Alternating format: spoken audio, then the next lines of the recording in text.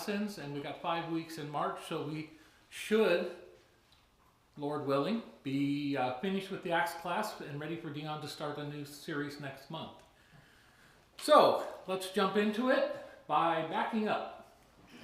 So I'm going to go back a couple verses, and last week I thought it was going to go longer and didn't have enough time, so I didn't expound on a couple points. I moved them to this lesson. So when it said, when they had come to Caesarea and delivered the letter to the governor, they also presented Paul. So what I wanted to talk about was Caesarea. So we had Paul delivered there by the Romans to Caesarea. So what do we know about Caesarea? It was founded by King Herod in the 1st century, and by founded I mean it was a small, tiny fishing village. But in 30 BC, Herod was given jurisdiction over all of Judea all the way up to this city. And he decided to build a port. This is a stretch of beach that didn't have a port. So he built one there. So it's named after Augustus Caesar, which was the one who put Herod in power. It was the largest port on the eastern side of the Mediterranean. Historians even said it rivaled the port at Alexandria. So it was a huge port, and probably the first instance of a man-made port that size. In 6 AD, it became the seat of the Roman procurator of Judea and headquarters for the 10th Roman Legion. So it was procurator? Procurator. Excuse my English. It is, in other words, it's the capital city of Judea, not Jerusalem. As a matter of fact, at about the time Paul was there, or soon after, it actually had more people in it than Jerusalem did. It had this huge theater that faced the ocean.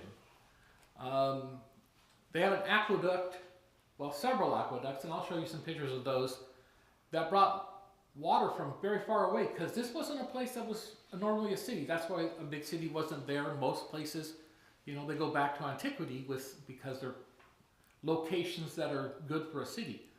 This was, hey, Tyre used to be the big port on this. We want to take all that commerce, and it became a huge port city.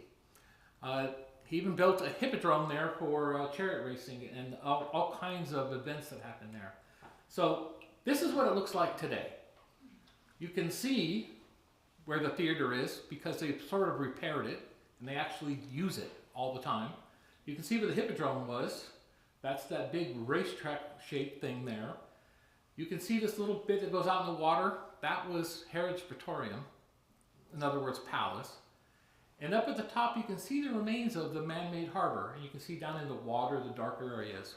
So here's a comparison picture. Here's that picture at the bottom now. Here's a representation of what they think it looked like, fairly close to what it looked like back at that time. So you can see the large harbor at the top up there. So again, this is what it looks like now. And this is the kind of harbor they thought it was. They brought in, I think it was 44 shiploads of 400 tons of rock to drop and build these man-made things out there. And then they filled it in with other rubble from the area. Herod didn't like the red rocks of this area, so he brought white rock to build the city with. He built this whole city up. He built his palace there. He built, up on the hill, he built a big temple with a picture of Augustus Caesar in it. So this was another one of Herod's big, huge building projects, along with the temple, along with the palace that he had there. So these are the storerooms. He built tons of storerooms there for them to store stuff. Here's an overhead view for back at that time. That's quite a lot of storerooms. This became the central hub for traveling on this side of the Mediterranean. Here's the temple. The aqueduct was quite something. Didn't have water, so they built an aqueduct 10 miles away to bring water to the place. But they really didn't build one. This one gives you a better idea of the size because you can see some people down there. And see the dark line between the two pillars here? It's because one aqueduct wasn't enough. At about the end of the 1st century, they built a second one. And then that aqueduct delivered water for 1,200 years. They eventually built a couple other smaller ones to go with it. When they extended it, they had to drill through a hill to deliver the water. So it's quite something what they did to build this place. It also has the only place, besides some later historians and a few coins, that has the name Pontius Pilate. He was the person in charge of Judea when Jesus was crucified. He would have been living in Caesarea. He only came to Jerusalem at festival times. So they found this plaque. This is a replica because the real one is in the museum. But this is, it mentions him by name. They don't know what the whole thing said, Tiberium and Pontius Pilate, prefect of Judea. They think he was dedicating something, but it's like physical proof with his name written during the time he was supposed to be alive. So then I threw this picture in because we think of these towns, we see the ruins, and all we see is brown stone and everything. A couple years ago in Pompeii, they uncovered this beautiful fresco on a wall showing what the area looked like, and I would say Caesarea was equivalent to like Pompeii. So these cities were much more lavish and colorful than we actually give them credit in our mind, I think. So the next verse said, when he had read it, back in the last chapter again, he asked from what province he was, and when he learned that he was from Cilicia, he said, I will give you a hearing after your accusers arrive also, giving orders for him to be kept in Herod's Praetorium. So I also wanted to look, what is Herod's Praetorium? And Herod's Praetorium was built, King Herod's the one who built all this. He built it as his palace, you know, out there on that little promenade in the sea. After he passed away, it became where the Roman rulers lived. The palace was built in the rock promenade, like I said. It was a large, multi-level architectural complex. It was measured 110 by 60 meters, so this thing's huge. You know, we're talking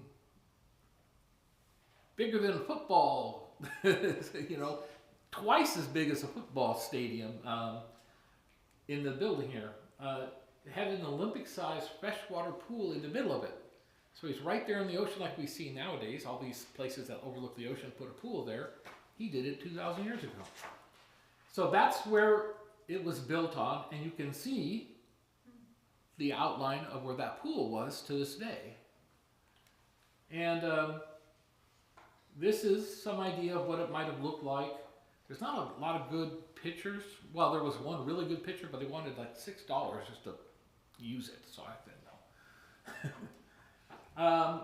Here's what the plaque, if you were to go visit it, looks like. What they think it looked like. It was 2 courtyard areas with the pool in one. And why is this important? Because Paul spends 2 years there. So another representation, a 3D drawing of it. These walls are cut away, otherwise it would all be the same height. So just some ideas of the background of this place. It was just like Antioch was a center for Judaism, or for Christianity, I mean. This area, Caesarea, became quite a center for Christianity, especially after the temple was destroyed. So, that's not the only temple Herod built. we've looked at this picture a bunch of times. And has anybody ever noticed Herod's palace in this picture? You can see the temple, you can see Antonio's citadel. If you look back here, that whole big thing back there is Herod's temple. I'll get you a little closer. From there to there in Jerusalem. This is from the other side. Same thing. Now you can see the temple in the background. This is where Pontius Pilate would have been when he condemned Jesus. It would have happened in that courtyard there. So we'll study this a bit more when I do the life of Jesus in the same way I did Acts. But Herod was quite the builder.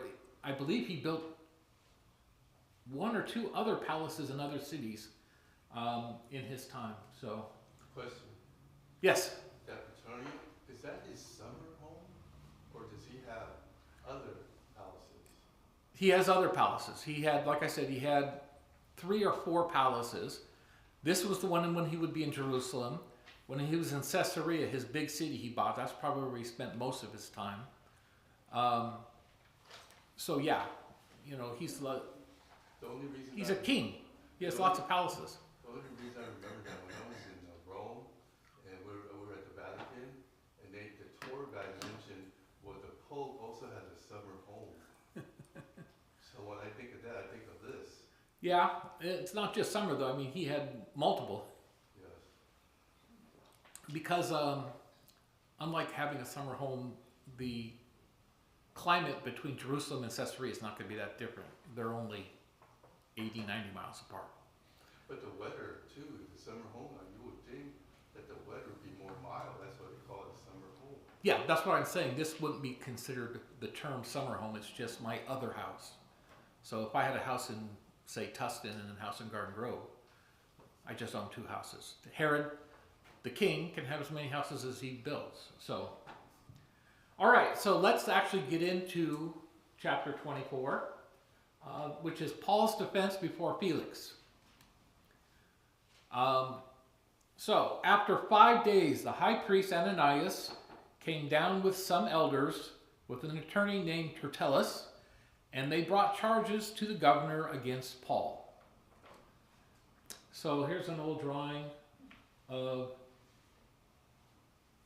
them meeting before the governor.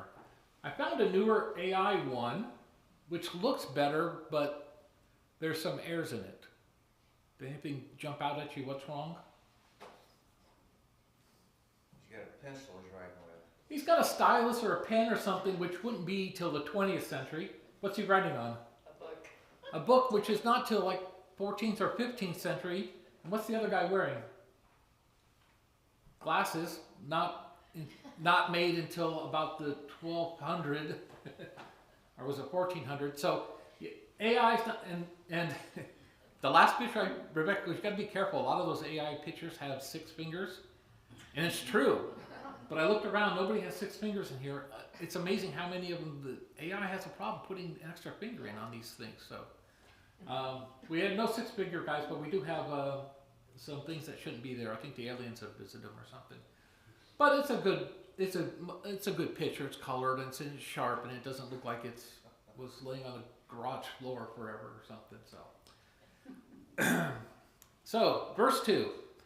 After Paul had been summoned, Tertullus began to accuse him, saying to the governor, "Since we have through you attained much peace, and since by your providence reforms are being carried out for this nation, we acknowledge this in every way and everywhere, most excellent Felix, with all thankfulness." He's really sucking up to the governor. So, who was Felix? The governor. The governor of Caesarea. Not just Caesarea. He's the same position that Pontius Pilate would have had. All of Judea. He's the governor of Judea.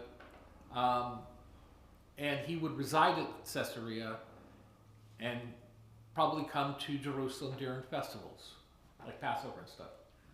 So, who was he? He was Marcus Antonio Felix. He was the Roman procurator of Judea province from about 52 to 58 A.D. He was famous for his cruelty and immorality, coupled with his accessibility to bribes, led to a great increase of crime in Judea. So he wasn't what we would call a good governor. But that I may not weary you any further, I beg you to grant us, by your kindness, a brief hearing. For we have found this man a real pest, and a fellow who stirs up dissension among all the Jews throughout the world, and a ringleader of the sect of the Nazarenes. And he even tried to desecrate the temple, and then we arrested him. We wanted to judge him according to our own law, but Laish, the commander, came along. That's the Roman commander, the centurion. And with much violence took him out of our hands, ordering his accusers to come before you. So that's not really how it really happened. So he's being a lawyer. By examining him yourself concerning all these matters, you will be able... Yes, sir, sorry. Just speak up. I can't hear you way back there waving. Just noting on the calling him a pest, he's actually calling him like a disease, like a pestilence. So something that spreads. That was the big concern, not just somebody that's pestering people, but it's spreading. And so he's actually identifying the real problem here is that his concern is that his doctrine is spreading. Yeah, we're going to talk about all those accusations here in depth. But it's a good point. I didn't see that part of it, but it makes perfect sense. So, by examining yourself concerning all these matters, you will be able to ascertain the things of which we accuse him. So, he gives this little speech before Felix. The Jews also joined in the attack, asserting that these things were so. So they all jump in and pile on, yeah, he's a bad guy, he does all this stuff. Now when you hear those things that he's accused of, well, what charges were brought against Paul? Sedition. First, that he created disturbances among the Romans through the empire on offense against the Roman government. So those things, you're a pest, you're a leader of a cult, they actually had it doesn't sound bad when we hear just those words, but each one of those was a Roman law he was saying that Paul was breaking. So he's disturbed. The mover of sedition, the disturber, is a pretty big accusation. Yes, exactly. This was very much against the law. I mean, that's basically what they accused Jesus of. Yes? I mean, looking at it, there are no charges made against Paul. It's just a description of how bad this person is. It's a character assassination. So, if you read in today's, those who are on social media, they do not specify the charges. They just paint bad character of somebody. Yeah, straw man attack is what it's called. They're attacking the guy's character and not what he says or what he did. And they're doing basically the same thing to Paul here. Secondly, they charged him with being a ringleader of the sect of the Nazarenes, which disturbed the Jews in the exercise of their religion, guaranteed by the state, a thing prohibited by Romans. So his accusation that they're disturbing us is also another thing that's breaking the Roman law. Third, that he attempted to profane the temple, a crime which the Jews were permitted to punish. And we remember the stone here and what it says. Anyone caught going across the line, we're allowed to put you to death. The Romans have given us that power. So they accused him of these three things. So, stirs up dissension, a ringleader, sect Nazarene, tried to desecrate the temple. So our question 3 was, how did Paul answer these? And I'm going to say, let's hold off on answering that question till we actually read Paul's defense. So, Paul's turn now to stand up and talk. When the governor had nodded for him to speak, Paul responded, "Knowing that for many years you have been a judge to this nation, I cheerfully make my defense, since you can take note of the fact that no more than 12 days ago I went up to Jerusalem to worship. Neither in the temple, nor in the synagogues, nor in the city itself did they find me carrying on a discussion with anyone or causing a riot, nor can they prove to you the charges of which they now accuse me. But this I admit to you, that according to the way, which they call a sect, I do serve the God of our fathers, believing everything that is in accordance with the law and that is written in the prophets." So now he's telling them, yeah, you guys call it a sect, we call it the way. Yeah, we still worship God and we still follow everything. We're not breaking any of even God's laws. Having a hope in God, which these men cherish themselves, that there shall certainly be a resurrection of both the righteous and the wicked. Question 4 was, what was Paul's hope? Resurrection. Resurrection. Well, Christ already rose. The resurrection for all those that are. Oh, the resurrection for all of us. Yes. Yeah. And if you remember last week, that was brought up because the Sadducees don't believe it. The Pharisees do believe it. He used it to divide them. And so he's saying, listen, the only thing I even said was this. And they believe that themselves. So, in view of this, I also do my best to maintain always a blameless conscience before both men, before God and before men. Remember before he said, I said this before God. Here, he's saying, my conscience is clean before men and before God. I haven't broken any of God's laws. I haven't broken any of men's laws. My conscience is clean. Now, after several years, I came to bring alms to my nation and to present offerings in which they found me occupied in the temple, having been purified without any crowd or uproar. So, well, let's answer the question. What did Paul say he was doing in Jerusalem according to verse 17?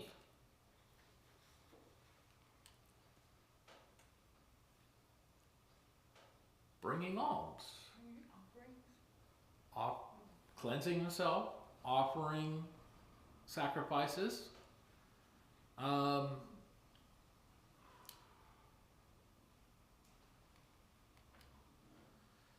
What alms was Paul talking about here?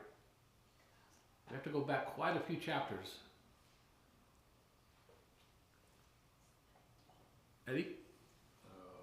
The fund he raised for the famine, didn't he? Yeah, I believe that's what it is. He's been collecting this on his missionary journey, and he's bringing it back to Jerusalem. I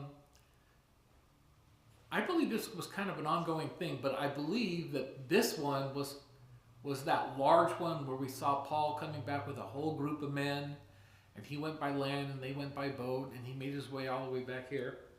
So I believe he was bringing quite a large amount.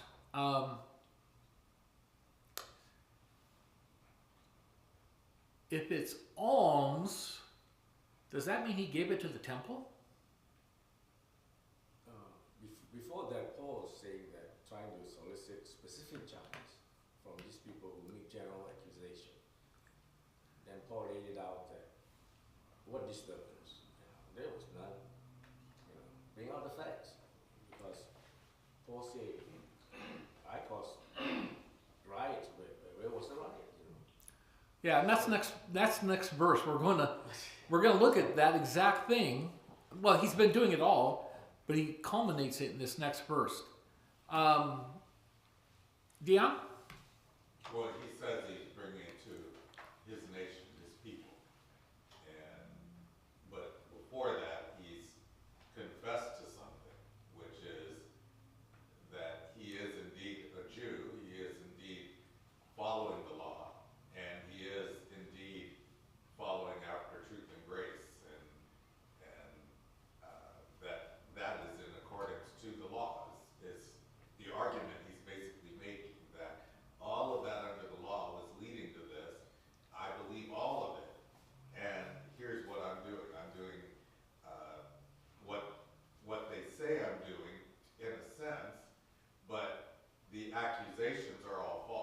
Yeah. I do believe this, I am following this. So when he says, I'm taking alms to my nation, I think it's more the idea that he's taking it back to Christians.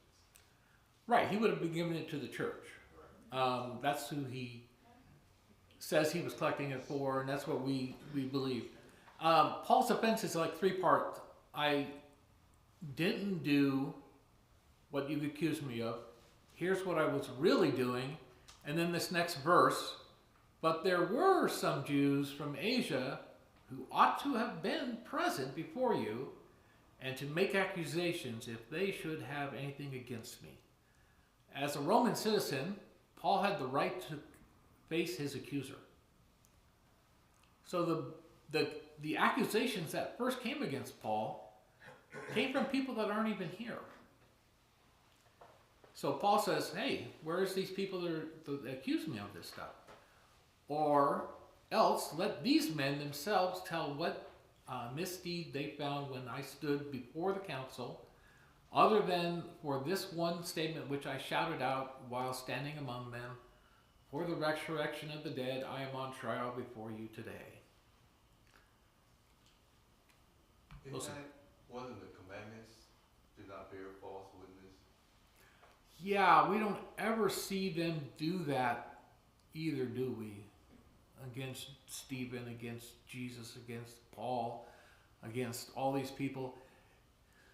It was sort of like what I mentioned the other day. So often we see people willing to break the law because they don't like something somebody else is doing under the law also. It's like, I don't understand the concept, you know. You see me breaking the law and you break the law to punish me. Well, aren't you just as bad? Well, these people, it's one step worse. They saw something they didn't like, wasn't against the law, and yet they bring false witness. Bearing false witness was a capital crime. Why would just lying about somebody in court be a capital crime? Well, it could cost their life, it could cost them their life. Because back then, it just took 2 witnesses to accuse you of something, and the penalty was often death. So bearing false witness was tantamount to murder. If they got their way with Paul, what would they have done? They would have killed Paul. They try to. So what they're doing is almost the same as murder. That's why it's one of the 10 commandments. That's why it carries a penalty of death, bearing false witness. It's not like today you get up and perjure yourself in court and you get a slap on the wrist or something like that. It was serious consequences. Eddie? I mean, the Old Testament is very clear about the 6 things God hated, the 7 is an abomination. These Jews know about that. And most of it is talking about lying and about bearing false witness and sowing seed of division among brethren. Yeah. And these are the people who are supposed to uphold, the lawyers are supposed to uphold the law, and yet they are the one breaking each and every one. And it's true, and we see it throughout the Old Testament history, the kings, the judges. We see the people can't stay with God. In this case, Ananias, the high priest, has come. Who's Ananias? We looked at him earlier. He's put in charge by the Romans. So he's not on the Jews' side. Ananias is as corrupt as we just described Felix being corrupt. So Ananias and the high priest, well, these are the people under Ananias. Tertullus, he certainly sounds more like a Roman name than a Jewish name. So it seems like they hired a Roman lawyer. So they're breaking these rules, but they're really bad guys in the first place. Why do you think Paul called them whitewashed walls? Because the more I use that term, I really like it. you look good on the outside, but you're full of corruption, just full of corruption. Jesus used to say the same things about the Sadducees and Pharisees. You know, you're a pot that's been cleaned on the outside. You know, you're full of corruption on the inside. And that really describes the people, especially with the Roman people that have been put in charge. Wilson. It's a ring of Dickens story, and they mentioned that he was a forked tongue. I mean, he is devious, he is corrupt. I think that's an English word. Yeah. Equally applies here. These people, you can't believe Right. what they're saying. And I think that goes all the way back to the lie of the serpent. They have that forked tongue. And it's just saying falsehood come from the devil. And certainly applies here. We know they're not what they're saying. So, now that we've looked at Paul's defense, how did Paul... Oops, I went the wrong way. So, how did Paul answer these questions? Stirred up dissension. He said, that's wrong.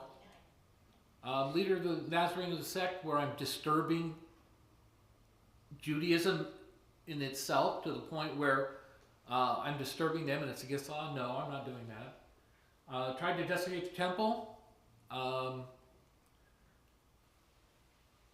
He didn't bring a Gentile into the temple. He was cleansed himself. He had a right to be there and a reason. I was giving alms. I was doing sacrifices.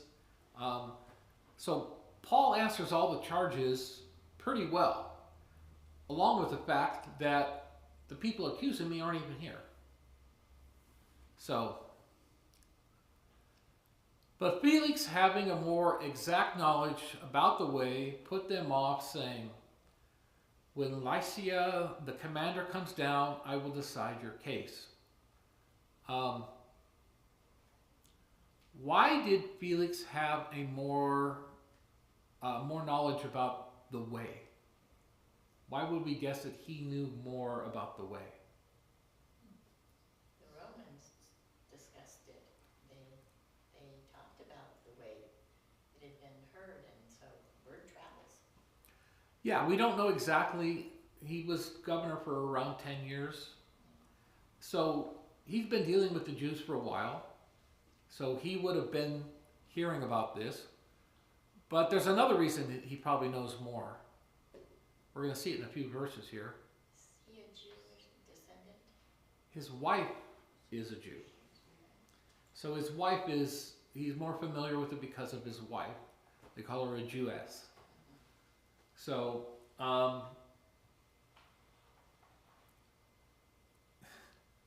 let's go on. Felix is quite the character.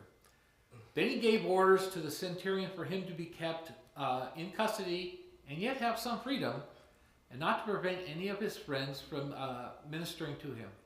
So now Paul's being kept in Herod's Praetorium, which is a big place. It's got plenty of rooms, and his friends are allowed to come see him.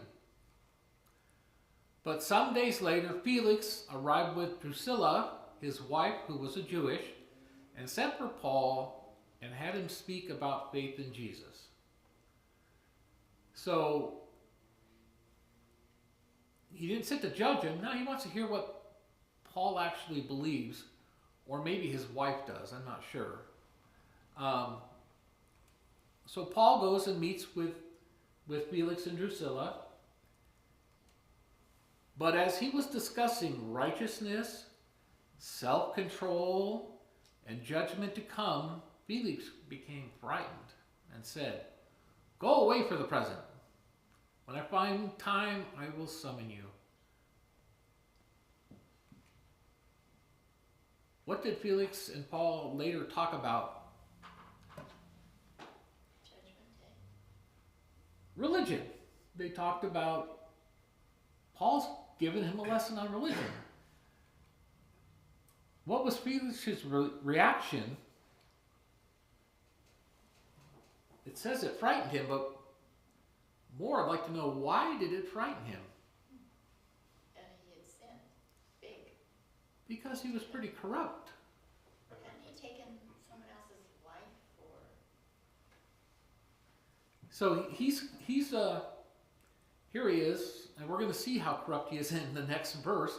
Yeah. He's this corrupt judge of the people, and Paul's talking about morality to him and what the consequences of those moralities were. And the thought of that, if Paul's right, I don't want to hear about this. I don't want to hear about it. He just stops it. I don't want to hear about this because it was condemning him. As we see in the next verse, at the same time, he was hoping that money would be given him by Paul. Therefore, he also used to send for him quite often and converse with him. So we're going to find out here in a few verses that he keeps Paul there 2 years. Dion. It's really important what you were talking about. He doesn't want to hear about it, and we see that today. There's some people who are afraid to investigate the truths that are contained in the Bible because they don't want to know. They don't want to hear about it. It will convict. Sometimes we don't look at the fact that we have the option to change, we have the option to grow. We just look at it as, look, this is going to convict me. I'd rather not know. Ignorance is bliss. They find out that the way they're living can have bad consequences. They don't want to hear about it. Or like he says, I'll hear about this later. We'll talk about it later. What's going to happen later? What's going to change later? Now's the time. We know this, but it's interesting that this idea of later, and certainly you've encountered people who will say, well, yes, I want to talk with you, but later. It's always later. Isn't that just a polite lie, though? Most of the time when somebody says, yeah, we can talk about that later, they don't want to talk about it. They use later as we use for our kids. Oh, Daddy, just do this. Okay, we'll do that later. It's putting it off. They want to put it off and not face it. And obviously, if it says it frightened him, then there was enough truth. And we're going to see somebody else is almost convicted by Paul later, next chapter. Eddie? Look at that verse. Hoping that money will be given to him. So when your motive and objective is to get money out of Paul, knowing that Paul has brought arms from somewhere else, so he has the power to raise money, lots of money. So Felix, of course, this is everyday business. Is he interested? Talk about business. Is he interested in justice? Well, when your mind is set on money, what justice you have to bring? Exactly. He's not going to judge Paul on the merits. He's going to hold Paul, hoping to get a bribe, and then he'll release Paul. And when he doesn't get a bribe after 2 years, we'll see what he does. You know, so this, of course, is going to be apparent to Paul, and this is going to drive his decision that we'll see. I don't know if we see it tonight. I think it's next week. But in 26, he took communion with Paul. He conversed with him. Converse. Okay, very good. Bad joke from the back. That's courtesy of Dion. But it is important though. He did continue to talk with him with the hope of gaining money. But It's always an opportunity too at the same time, isn't it? But by implication, was he limiting what was being said? If what we saw before was his reaction, but he continues to talk with him, is he directing what the conversation is? You know, we don't get a clear picture of how that conversation actually went, but I get the sense that he talked with him on the surface, but didn't allow for that deep exploration that might convict him. Well, exactly. I get the same feeling. I feel that like, hey, Paul, how's the weather today? You having a good time? By the way, did you get any money from me yet? No? Okay, well, I'll see you in another couple weeks. he kept in touch with Paul to keep it current in his Paul's mind. But I, same as you, I don't believe he ever allowed Paul to go deep into theology again because it scared him. And I mean, I won't be surprised Felix tell Paul that you're not a smart man.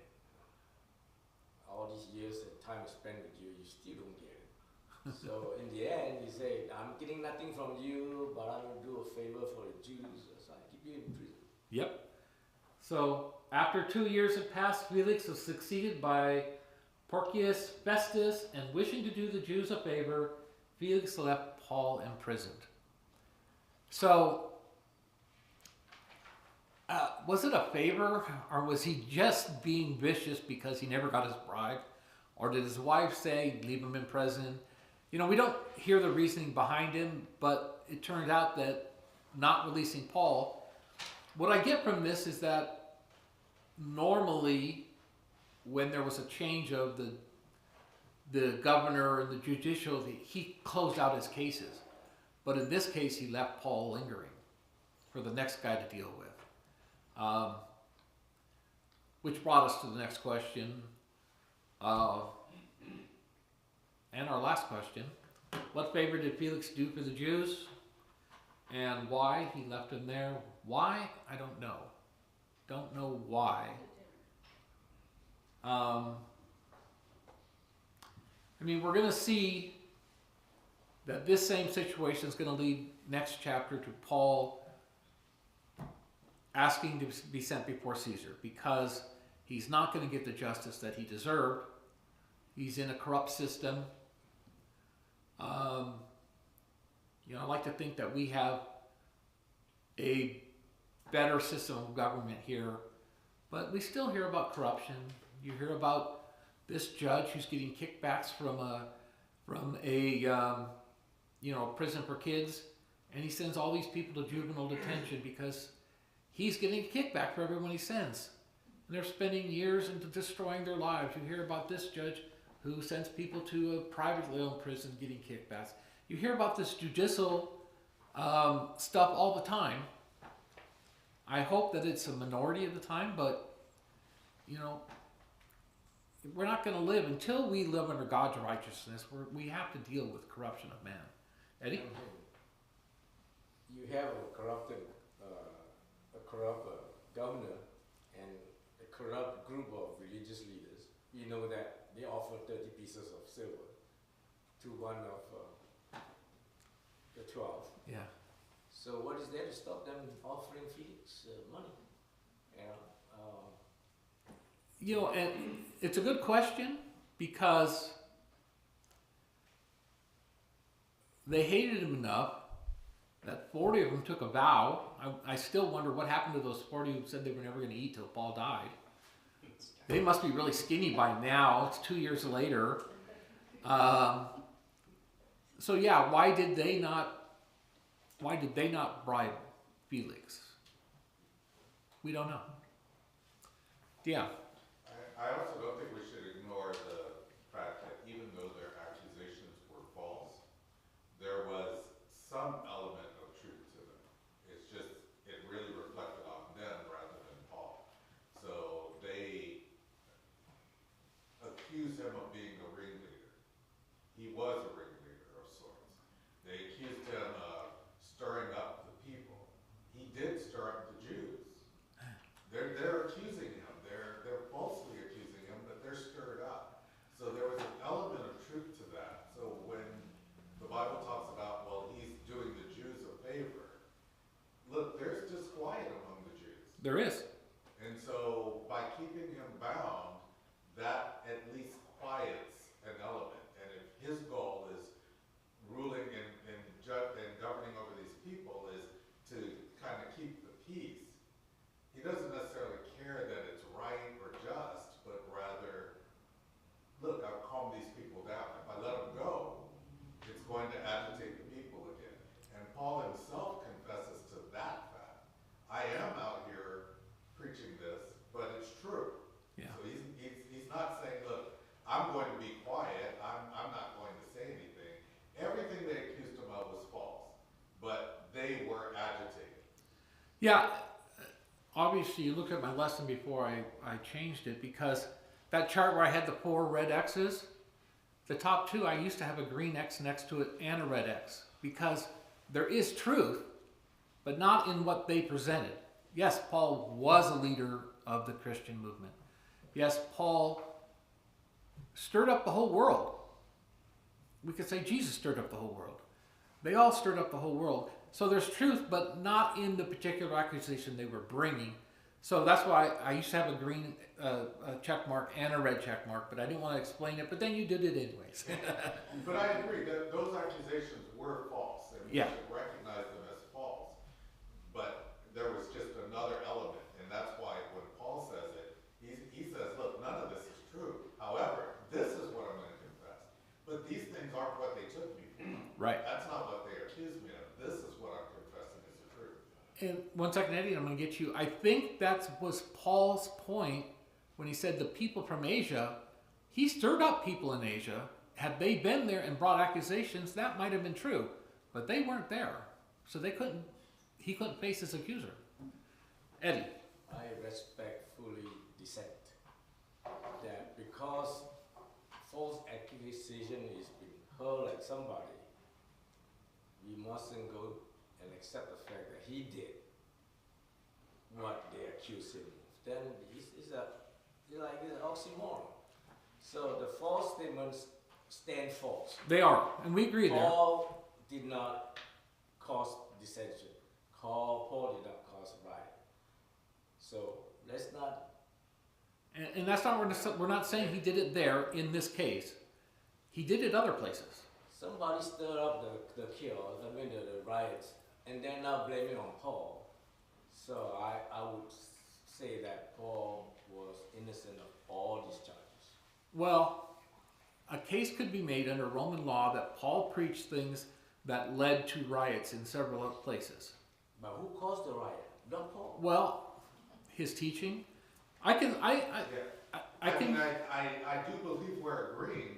He did not do any of the things that they accused him of. Correct. At all. Right. But he confesses to something. He says, look, I confess this. And what he's confessing to is that I did speak things that they're bothered by. But they have no right to be bothered by. Yeah. So he's not so much saying, look, yes, I stirred him up, yes. But his words did have an effect on him. He's saying that. They just weren't wrong. When he says in verse 21, except it be for the one voice I cried standing among them, touching the resurrection of the dead, I am called in question by you this day. He made this statement in, was it the previous chapter, or a couple chapters ago. He makes a statement that the Pharisees and the Sadducees go against each other. He said something that was the catalyst to that happening. Yeah. But what he said was absolutely true. What he said was true. Nothing to be accused of. And they didn't charge him with that offense either. I understand what Eddie's saying, and I agree with him. Yeah.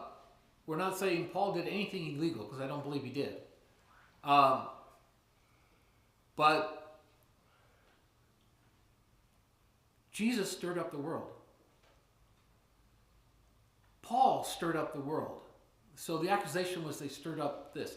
Did they break a law? No, but they did stir up the world. They changed the world drastically, more than anybody else in history.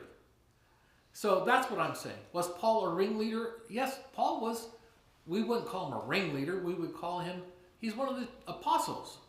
He's a leader of Christianity. So in a way, and I said this in a previous lesson too, in a way, the things they accuse him of, he's not guilty of, but in a way, those things are true, but in a more organic way of not being breaking the law, but they're upset that he's changing the world, that he's doing this, he's doing that. That's all I'm pointing out. I think we all agree. I'm bringing this up because today in Islamic country, they are using the same tactic to attack Christianity. You put up a cross, we don't like that. So you are causing the trouble, you know. Yeah, I can see your point there. and hopefully people are smart enough to know the difference. But anyways, Hopefully. I'm gonna let Dion have the closing comment, and then Brad, get ready to come on up here. Go ahead, Dion. But we will continue to be accused of stirring up people. We will, and we do try to affect a change in people. That is our intention. Yeah. We make statements in order to convert, but we're not trying to cause unrest or Riots. conflict or riots. We are simply trying to affect a change. Or Now, revolution. Other people respond violently toward us because of it. Did we cause it? Absolutely not. Are we having an effect on people? Absolutely. So it gives them reason to accuse us in their minds. Right. But it's not a legitimate reason, and I believe that's the Yeah. takeaway from this. There's no legitimate reason to accuse Paul, but in their minds they had good reasons. Right, and that's what Eddie was saying too. The merchants in Ephesus stirred up the crowd. Paul didn't, but what Paul's doing caused them to do that. So Paul's not wrong in what he did. They are wrong in what they did. So yeah, we're all saying the same thing with just slightly different words. So thank you, everyone. And next week will be Acts 25. And Brad, come on up. Oh, sorry. Eddie, come on up. I forgot I swapped you. You're gonna sing from the supplement book. Let me get the songs up on the Hymn number 5, Farther Along.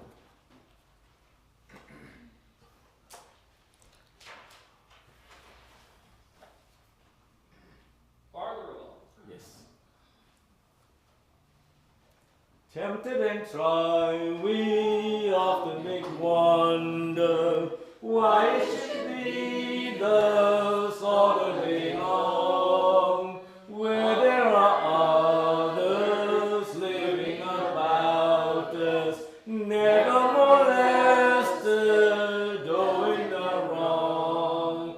Farther along, we'll know all about it. Farther along, we'll understand why. Cheer up, my brother, live in the sunshine.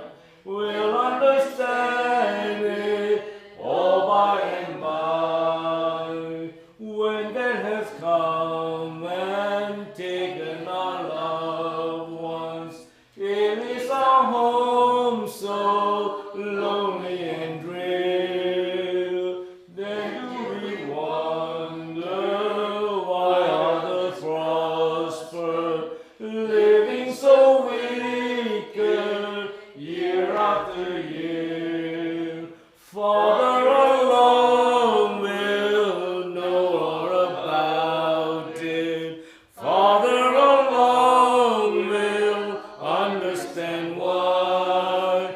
Cheer up, my brother, live in the sunshine. We'll understand it all by and by. Faithful till death, said our loving Master. A few more days to labor and wait. Toils of the road will dance in as nothing as we slip through the beautiful gate. Farther along, we'll know all about it. Farther along, we'll understand why. Cheer up, my brother, live in the sunshine. We'll understand it all by and by. When we see Jesus coming in glory, when he comes from his home in the sky, then we shall meet him in the bright mansion. We'll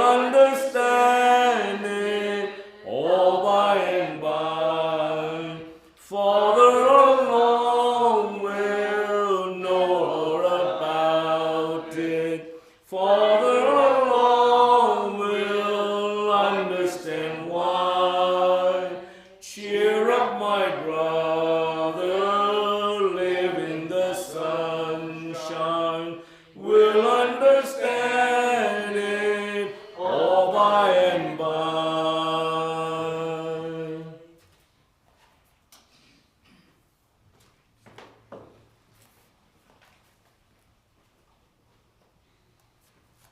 The song before the Lord's Supper is hymn number 56.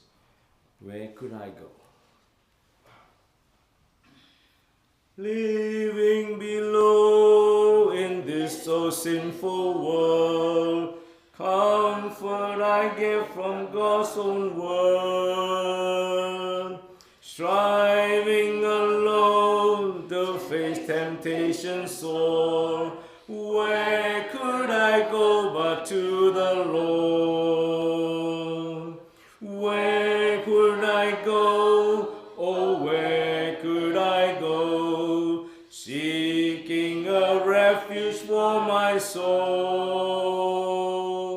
needing a friend to save me in the end. Where could I go but to the Lord? Neighbors are kind, I love them everyone.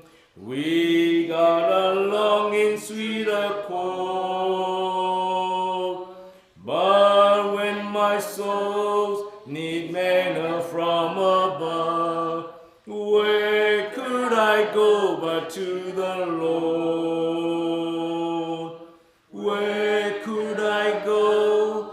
Oh, where could I go? Seeking a refuge for my soul, needing a friend to save me in the end. Where could I go but to the Lord? Life here is grand, with friends I love so dear. Comfort I get from God's own word. Yet when I face the chilling hand of death, where could I go but to the Lord? Where could I go? Oh,